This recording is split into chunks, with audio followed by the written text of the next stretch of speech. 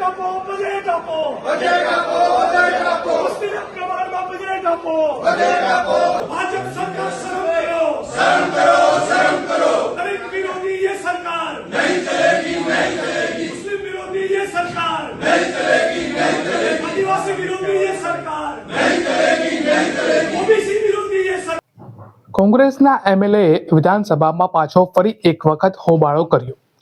કહેવામાં એવું આવે છે કે જે બજેટ આવ્યું એમાં સામાન્ય જે સમાજ છે એસટી ઓબીસી એ લોકોને આમાં કાંઈ મોટો ફેરફાર થવાનો નથી। એટલે કે જે બજેટમાં રૂપિયાની ફાળવણી કરવામાં આવી છે તે આ સમાજને એટલી બધી ખાસ કરવામાં આવી નથી, જ્યારે બીજા વર્ગમાં અત્યારે આ જે બજેટ છે એમાં ફાળવણી વધારે કરવામાં આવી છે। હવે દાખલા તરીકે જો તમે જ એક સામાન્ય પરિવારથી આવો છો, સામાન્ય સમાજથી આવો છો, તો આ બજેટમાં મને શું લાગે, તમને શું લાગે, તમે મને કમેન્ટમાં કરજો કે તમને આ બજેટથી શું ફાયદો થયો। ફાયદો એટલે કે નાની મોટી યોજના જે છે એ તો દર વર્ષે આવવાની જ છે, એ તો ફિક્સ જ છે કે આ વર્ષે આ બદલાય, વર્ષ બદલાય કાં તો પાર્ટી બદલાય તો એક બે યોજના તો આવવાની જ છે, પરંતુ જે તમારું ડ્રીમ છે, જે તમારા સપના છે એ પૂરા કરી શકે એવો કોઈ બજેટ આ છે નહીં। એટલે કે આ બજેટથી ને જેટલી તમને અપેક્ષા હતી એટલી અપેક્ષા આ બજેટ પૂર્તિ કરતી નથી। અને ત્યારબાદ જે અમિત ચાવડા છે અને બીજા જે કોંગ્રેસના આગેવાનો છે તેમને વિધાનસભામાં ફરી એક વખત મોરચા કાઢ્યા। તો આવો જાણીએ આખી સમગ્ર ઘટના શું છે।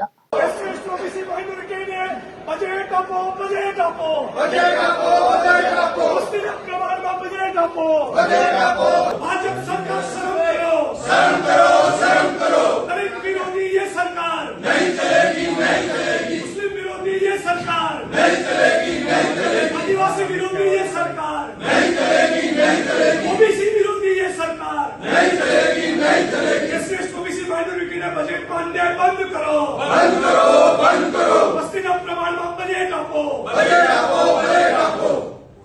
આજે ગુજરાત વિધાનસભાની પ્રશ્નોત્તરી દરમિયાન ફરી એકવાર આ ભારતીય જનતા પાર્ટીની ડબલ એન્જિન સરકારનો ગુજરાતની જે બહુમતી વસ્તી છે, જે ગરીબ સામાન્ય વર્ગના લોકો છે, એસસી એસટી ઓબીસી માઇનોરિટી સમાજ, એ સફાઈ કામદારો હોય, દિવ્યાંગ હોય, પશુપાલક ગોપાલક હોય કે પછાત વર્ગના વિચરતી વિમુખ જાતિના લોકો હોય, એની સાથે જે સતત અન્યાય થઈ રહ્યો છે, એની સાથે જે સતત ભેદભાવ થઈ રહ્યો છે, એને સતત શોષણ થઈ રહ્યું છે, તેમ છતાં સરકાર એને કોઈ પણ જાતની મદદ નથી કરતી એવો આ સમાજ વિરુદ્ધનો ભારતીય જનતા પાર્ટીનો ચહેરો પણ ખુલ્લો પડી ગયો છે।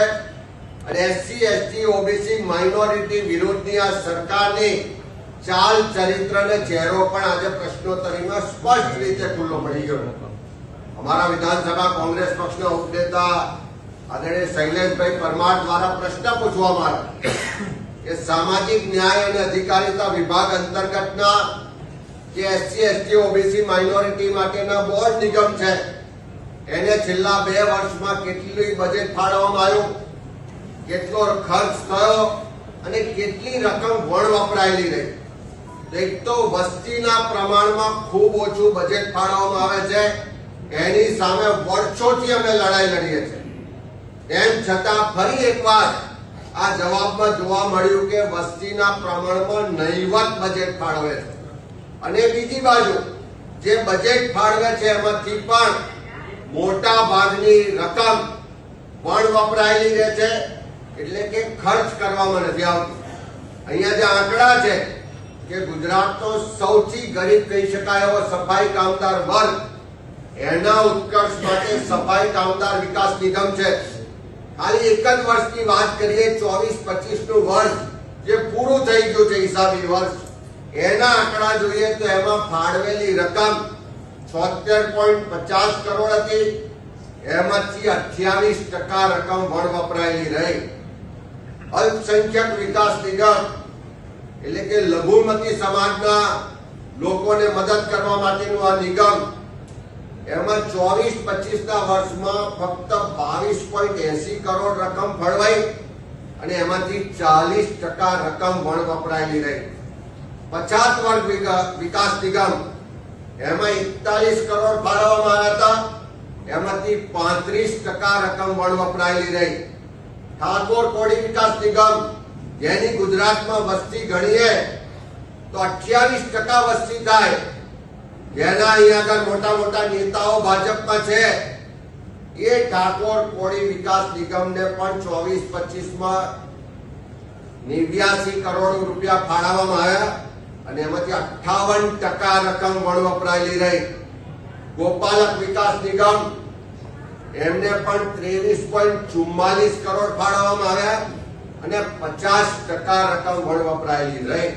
અમે જ્યારે સરકારને પૂછ્યું કે આ ઓછી રકમ ફાળવવામાં આવે છે અને બીજા દિન અનામત વર્ગનો જે નિગમ છે એને અનેક ગણી વધારે રકમ ફાળવવામાં આવે છે, તો આ બજેટ ફાળવવાના ધોરણો શું છે, એની આર્થિક સ્થિતિ જોવામાં આવે છે, એની સામાજિક સ્થિતિ જોવામાં આવે છે, એની શૈક્ષણિક સ્થિતિ જોવામાં આવે છે, કયા આધારે બજેટ ફાળવવામાં આવે છે, પણ એનો જવાબ સરકારે ના આપ્યો. ફરી પૂછ્યું કે વારંવાર ઓછું બજેટ ફાળવાય છે તો એના કારણો શું છે, તો એનો જવાબ સરકાર નથી આપતી. ફરી પૂછીએ છીએ કે એક તો ઓછું બજેટ આપો છો, ભેદભાવ કરો છો, અન્યાય કરો છો, અને જે બજેટ ફળવાય છે એમાંથી પણ 50% રકમ વપરાતી નથી, તો એના કારણો શું છે? એક પણ પ્રશ્નનો જવાબ આ સરકાર વિધાનસભામાં આપતી નથી. આ સરકારનો ચહેરો ખુલ્લો પડી ગયો છે કે એસસી, એસટી, ઓબીસી માઇનોરિટી વિરુદ્ધની એમની માનસિકતા છતી થાય છે અને એના માટે જ્યારે કોંગ્રેસ પાર્ટી અવાજ ઉઠાવે, આ સમાજને ભેદભાવ, અન્યાય અને એના ન્યાય માટેની વાત કરે તો એનો જવાબ આપવામાં નથી આવતો. કોંગ્રેસના સભ્યોની વાત સાંભળવામાં નથી આવતી અને ઉડાવ જવાબો આપવામાં આવે છે. એની વિરુદ્ધમાં આજે અમે વોકઆઉટ કર્યો છે.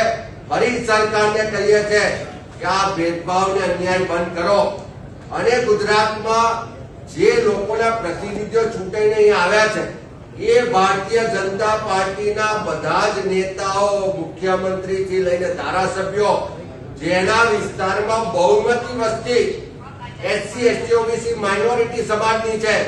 શરમ તો ત્યારે આવે કે એક પણ ભાજપનો ધારાસભ્ય આ સમાજના હક અધિકારની વાત માટે બોલવા ઉભો ના થયો.